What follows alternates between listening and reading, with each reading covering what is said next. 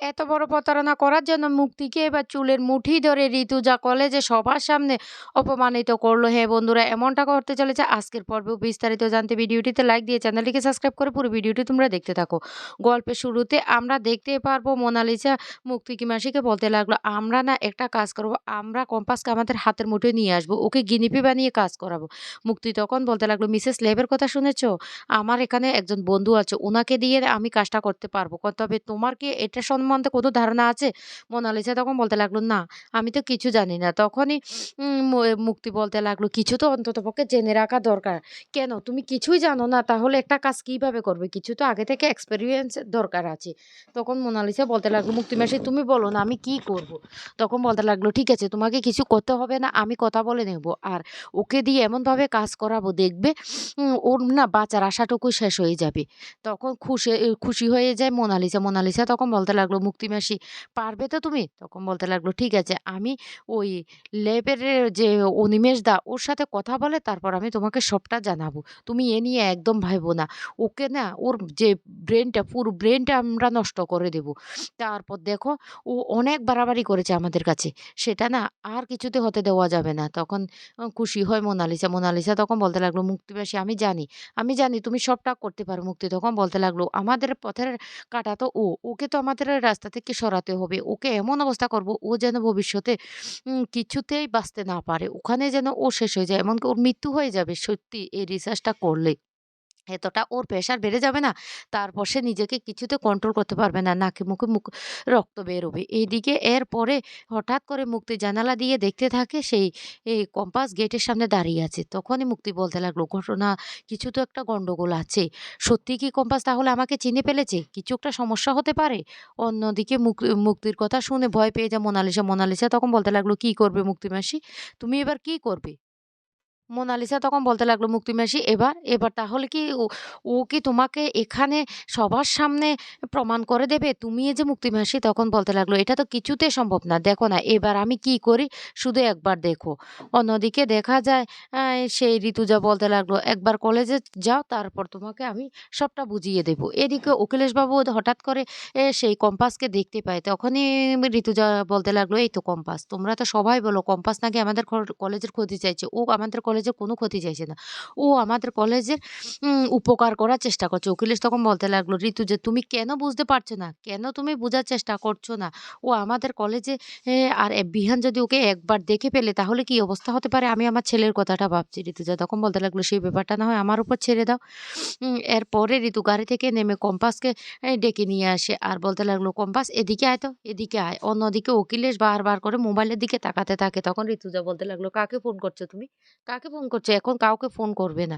তখনই কম্পাস কাছে আসলে অখিলেশ তখন বলতে লাগলো, কি করতে চাইছো? এদিকে কম্পাসকে সহ সাথে নিয়ে চলে আসে কলেজে। আর বিহানকে যে বলতে লাগলো, বিহান প্রিয়ঙ্গদা ম্যাম কোথায়? তখনই বিহান বলতে লাগলো, কি হয়েছে মা? হঠাৎ করে তুমি বাবাকে নিয়ে কলেজে চলে এসেছো, কোনো সমস্যা? তখন বলতে লাগলো, তোমার ম্যামকে এখানে আসতে বলো। বিহান তখন বলতে লাগলো, আমি তো ম্যামকে বলে দিয়েছি কোথাও না যেতে। তখন একথা বলার সাথে সাথে বিহান কল করে আর প্রিয়ঙ্গদা ম্যামকে আসার জন্য বলতে থাকে সেখানে সিকিউরিটিকে। এদিকে এ সে বিহানের মা তখন বলতে লাগলো, কি হয়েছে? সবটা তোমাদেরকে জলের মতো ক্লিয়ার করে দিব। তখন বিহান বলতে লাগলো, "এই মেয়েটাকে তুমি কেন কলেজে নিয়ে এসেছো? কেন নিয়ে এসেছো? এই মেয়েটাকে তো কলেজ থেকে রাশ টিকেট করে দেওয়া হয়েছে। তারপরেও তুমি এখানে নিয়ে এসেছো কেন?" এই কথা বলার সাথে সাথে তখন ঋতুজা বলতে লাগলো, "শোন বিহান, আমি তোকে একটা কথা বলি। কেন এসেছে সেটা না হয় পরে প্রমাণিত হয়ে যাবে।" এদিকে মোনালিসা তখন সেখানে চলে আসে। আর এসে বলতে লাগলো, "ও কম্পাস এখানে বিহান? ও এখানে কেন এসেছে? ওকে তো রাশ টিকেট করা হয়েছে। ওকে এখান থেকে বের করে দাও।" তখনই ঋতুজা বলতে লাগলো, "আমি আগে যেটা বলছি সেটা করো। প্রিয়ংবদা ম্যামকে এক্ষুনি এখানে আসতে বলো।" তখন সেখানের যে সিকিউরিটি সে এসে বলতে লাগলো, "প্রিয়ংবদা ম্যাম তো নেই। সে তো বেরিয়ে গেছে।" বিহান তখন বলতে লাগলো, "ওমা! আমি তো নিজেই বলেছি যে তোমরা আসবে ওনাকে থাকতে। তাহলে উনি কোথায় গেল?" এদিকে খুব খুশি হয়ে যায় মোনালিসা। মোনালিসা তখন বারবার অখিলেশবাবুর দিকে তাকাতে থাকে। অন্যদিকে অখিলেশবাবু তখন এমন ভাব করে থাকে। তখনই ঋতুজা বলতে লাগলো, "বিহান, ও আসলে প্রিয়ংবদা মেমই নয়। ও একজন প্রতারক।" তারপরে সেখানের যে সিকিউরিটি গার্ড সে সিসিটিভি ফুটেজটা দেখায়। আর সেখানে স্পষ্ট দেখতে পাওয়া যায় যে মুক্তি মাসি দৌড়ে সেখান থেকে পালিয়ে যাচ্ছে। আর এইদিকে সেটা দেখে কম্পাস বলতে লাগলো, "পালিয়ে যাবেটা কোথায়? কোথায় পালিয়ে যাবে? তোমাকে ঠিক আমি ধরে ফেলবো। তোমার মুখোশ না আমি সবার সামনে খুলে দেব।" এরপরে কম্পাস বলতে লাগলো, "আসলে বিহান স্যার, আপনি যাকে প্রিয়ংবদা ম্যাম বলছেন উনি প্রিয়ংবদা ম্যামই নন, উনি হলেন মুক্তি মাসি। আমার যদি কোথাও ভুল না হয়।" ঋতুজা তখন বলতে লাগলো, "একদম ঠিক কথা বলেছে কম্পাস।" তখন বিহান কিছুতেই সেটা বিশ্বাস করতে চায় না। ঋতুজা তখন সেই নিউজটা দেখায় আর বলতে লাগলো, "ও যে প্রিয়ংবদা ম্যাম উনি হাসপাতালে কোমায়। তাহলে উনি কে?" তখনই বিহান বলতে লাগলো, "কম্পাস মিথ্যে কথা বলছে। ওই মেয়েটাকে তুমি মা একদম বিশ্বাস করো না। একদম বিশ্বাস করো না। ওই মেয়েটা মিথ্যেবাদী। তোমাকে উল্টোপাল্টা বুঝিয়ে ফেলছে।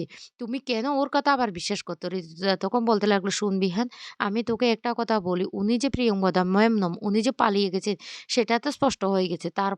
তারপরও কি তুই কোনো ব্যবস্থা নিবি না?" বিহান তখন বলতে লাগলো, "এক্ষুনি পুলিশে খবর দিব আমি। উনি কে? উনি কি উদ্দেশ্যে এখানে এসেছেন সবটা তো খুঁজে আমি বের করব।" অখিলেশ তখন বলতে লাগলো, "বিহান একদম ঠিক কথা বলেছ। উনি কে? কেন এসেছেন সেটা তো খুঁজে বের করতে হবে। তবে এ সেটা যে মুক্তি সেটা তো প্রমাণিত হয়নি।" তখনই বিহান বলতে লাগলো, "একদম ঠিক কথা বাবা। মা কেন বুঝতে চাইছে না উনি যে মুক্তি মাসি কেন বলছে?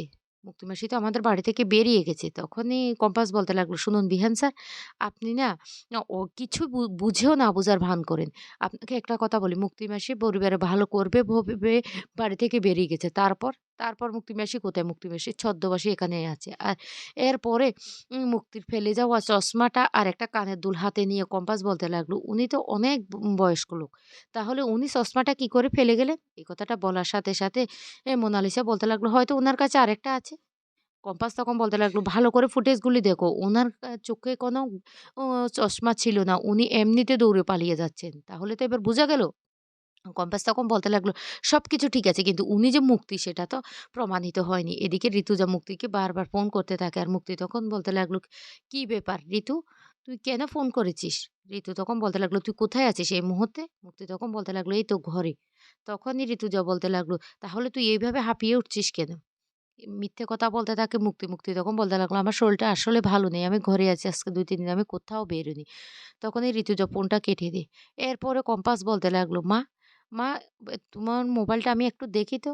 ম তে তারপরে বলতে লাগলো যে, "মুক্তি মাসি যেখানে লুকিয়ে থাকুক না কেন, আমি মুক্তি মাসিকে খুঁজে বের করব। তারপর মুক্তি মাসির অবস্থা কি করে দেখো।" এই কথা বলার সাথে মোনালিসা তখন বড্ড ভয় পেয়ে যায়। এদিকে মুক্তি বলতে লাগলো, "কি ভেবেছিস আমাকে ধরিয়ে দিবি?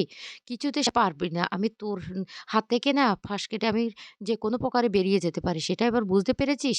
এদিকে কম্পাস বাড়ি ফিরে আসে আর এসে দেখতে পায় তার মায় ওটা কতটা অসুস্থ। তখন কম্পাস বলতে লাগলো, "না, আমাকে যেকোনো প্রকারে কোনো একটা কাজে জয়েন হতে হবে। আর না হলে আমার মায়ের চিকিৎসা আমি কিছুতেই করাতে পারব না। বাবা তুমি চিন্তা করো না। দেখবে একটা না একটা আ কিছু হয়ে যাবে।" অন্যদিকে দেখা যায় বলতে লাগলো, "মুক্তি মাসি তো আজকে পালিয়ে গেছে। মুক্তি মাসি পালিয়ে যাবেটা কোথায়? আমি ওর লোকেশনটা খুঁজে বের করবই। মায়ের ফোন দের তো কল লিস্টে আছে। ওই কল লিস্টটা থেকে আমি খুঁজে বের করব উনি কোথায় আছেন। তারপর উনাকে সেখানে গিয়ে ধরব। উনি কি ভেবেছেন? এইভাবে দিনের পর দিন আমাদের পরিবারের ক্ষতি করে যাবেন? আমার বাবাকে তুলে নিয়ে যাওয়ার প্ল্যান করেছিলেন উনি। উনাকে আমি ছাড়ব না। উনাকে আমি পিষে মেরে ফেলব।"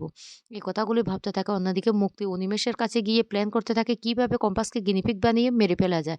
এইদিকে সেই মুহূর্তে তখন সেখানে চলে আসে কম্পাস। কম্পাস এসে মুক্তিমাসিকে হাতে নাতে ধরে ফেলে। আর তখনই ঋতুজা রেগে যায়। ঋতুজা রেগে গিয়ে চুলের মুঠি ধরে মুক্তিকে উচিত শিক্ষা দিয়ে দেয় সবার সামনে।